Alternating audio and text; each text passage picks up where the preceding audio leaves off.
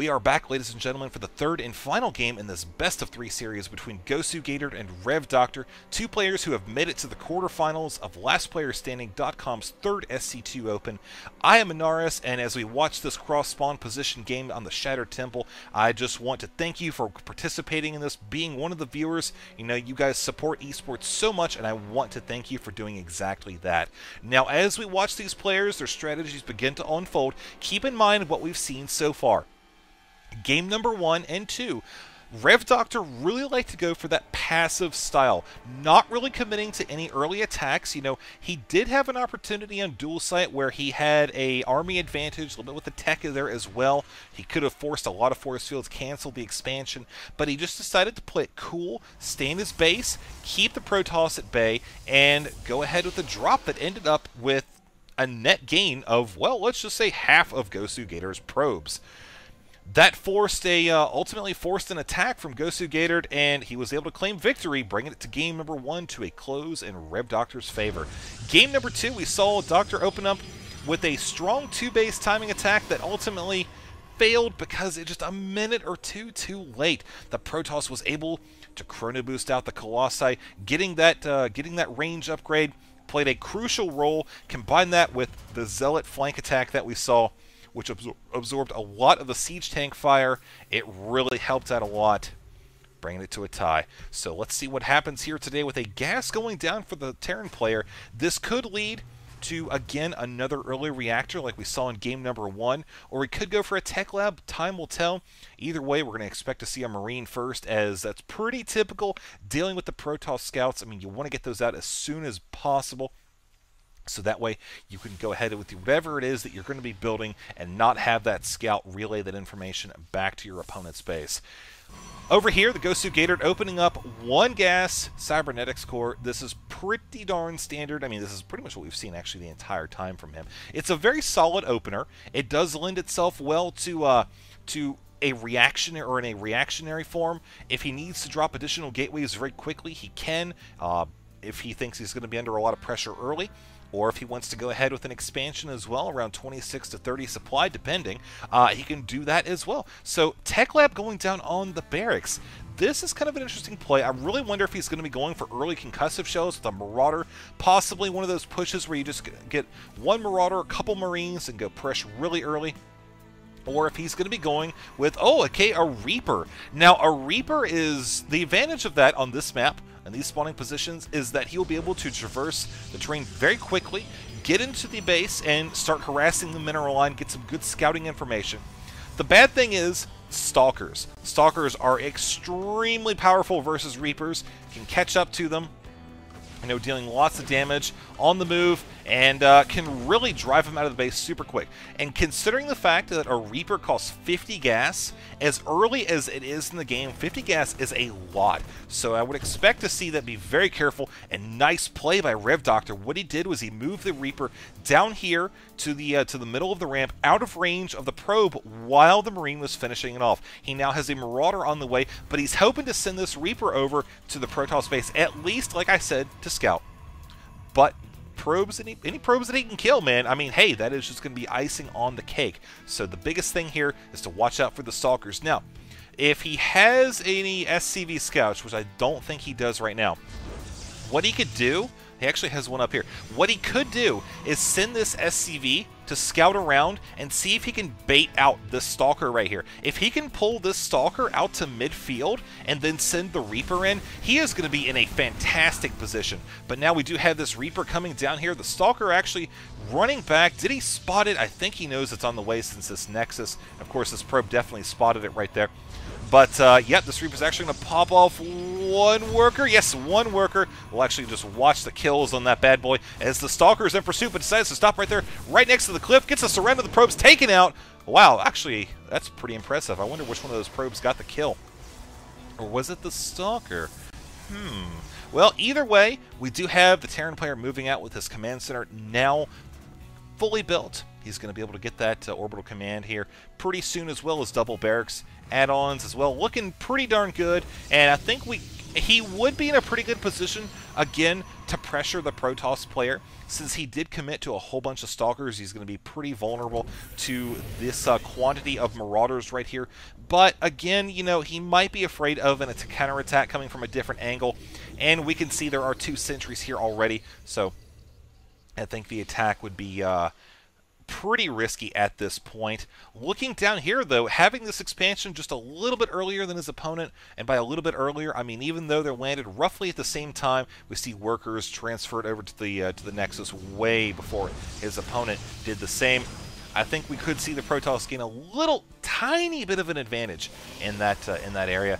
Not so much that it could make a huge difference, but 29 to 33, the fact that he has been chronoing his Nexus the entire time means that his economy is just going to be in such a good shape moving forward into the 10-minute mark. As we approach that closer and closer, we take a look at the APM, 87 to 85, so neck and neck on that. Combat Shield Stim Pack, double upgrades on the way, making good use of that dual Tech Lab play with these 3 barracks. And I'm really wondering what he's going to be doing with these forces here. You see, he's just kind of keeping them around. He's not attacking the rocks. He's not attacking these rocks over here.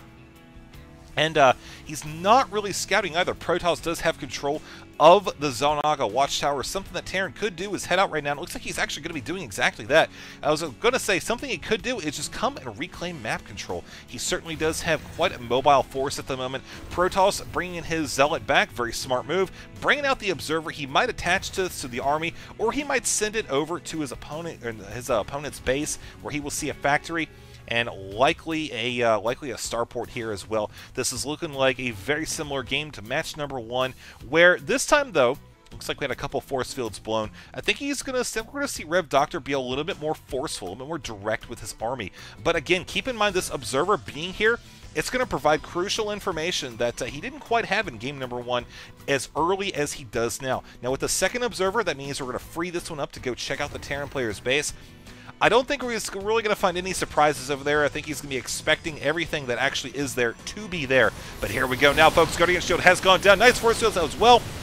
And the Zealots doing a good job absorbing the fire from the Marauders, keeping these Stalkers nice and safe, as well as the Sentries. Very valuable units. You do not want to lose those early on. You see he did a good job microing those back, but he needs to keep them in range with the Guardian Shield to make sure he can take out these Marauders, which are still cutting back. Nice micro by Rev Doctor. However, I think he's going to be able to, I think he's going to wrap that up here very quickly.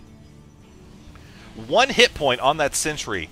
That guy is definitely like the baller MVP of this game, man. And we're not even like 12 minutes into it yet. But overall, we just look at the units lost, the resources lost rather, 2,100 to 1K. Definitely suffered pretty heavy losses in that first attack. But, you know, he really, I think he was right in choosing to go and try to at least see what the Protoss player had in his composition. Specifically, see how many Stalkers, Zealots, Sentries there were, kind of the ratio. If he saw it was fairly Stalker light, he may have been able to go ahead and force that engagement and continue pressing forward, forcing the Sentries to blow all of their energy. But as it was, those Stalkers played a crucial role, and now moving forward, this drop actually stands to do a lot of damage. But if we pay attention down in Gozer's base, he learned something from the first game. He already committed some forces. I won't say he learned something for the first game, but he did kind of learn that his opponent does favor those drops, and now he's actually going to be warping in more Stalkers down here, so he's committing a lot to the defense. Maybe what he's trying to do is hoping to get enough here with a Blink to possibly, oh hey, here comes the dropship, Blink, take it out in 1 hit. That's always a very exciting moment. We have a very small force stemming up around here, just trying to see what they can do. Notice again that Gator does not commit all of his army to one particular location. He splits it up now because he does have vision. Oh, is he going to be able to pop that? Oh, so very close. If he had Blink, he couldn't do it. 10 hit points.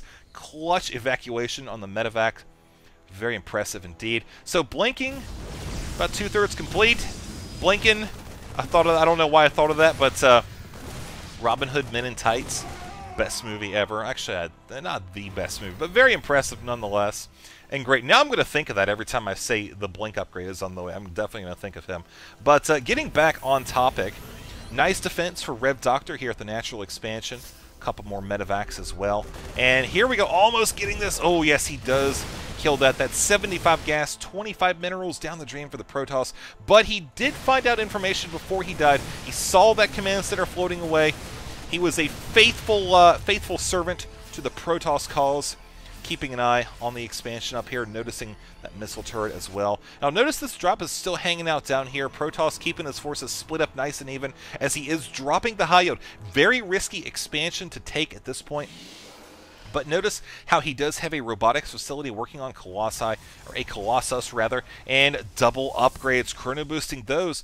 Then he will be able to continue on to levels 2 and 3 of those as well. Notice how he also dropped the pylons at the expansions. Very smart move for you newer players. This is pretty much just so that way he can keep tabs on the other expansions and kind of limit the expansion growth, but not so much. I mean, obviously you can tear that down very easily, but it does give information that the Terran player, you know, if he decides to go for this expansion right now, he may be committing to a double expand, which could tell the Protoss maybe it's a good opportunity to go and kind of check out the army. We see right now 138 to 137. It is neck and neck. But look at the minerals and gas that the Protoss is floating, and then look at the Terran player right now. Way more on the Terran side.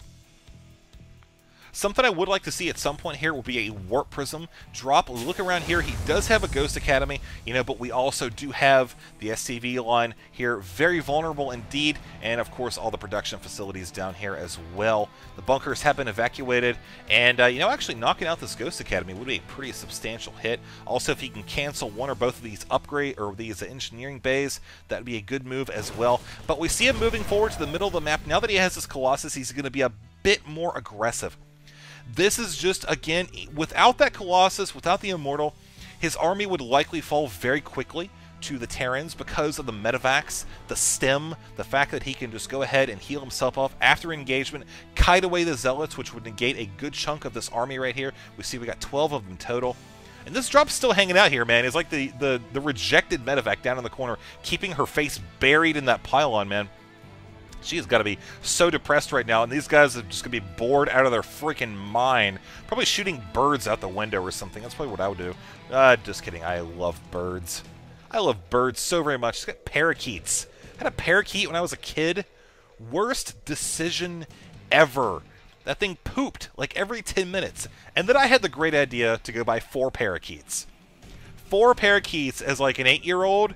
Yeah, that claimed the title as the new worst decision ever.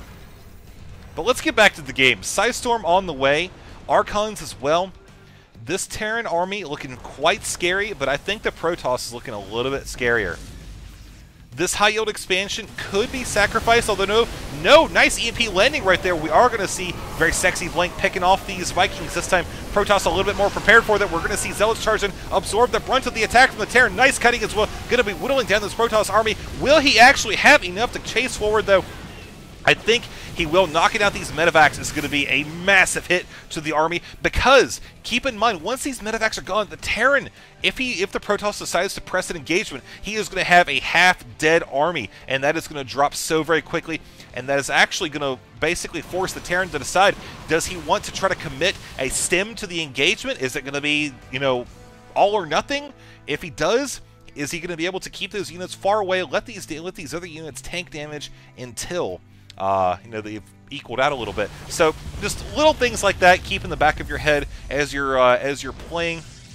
You think about these things a lot quicker than it is to or a lot easier and quicker than it is to explain them during a cast. But these are kind of thoughts that are going through the players' minds. Now, Gosu Gator right now, he is sitting in a phenomenal position.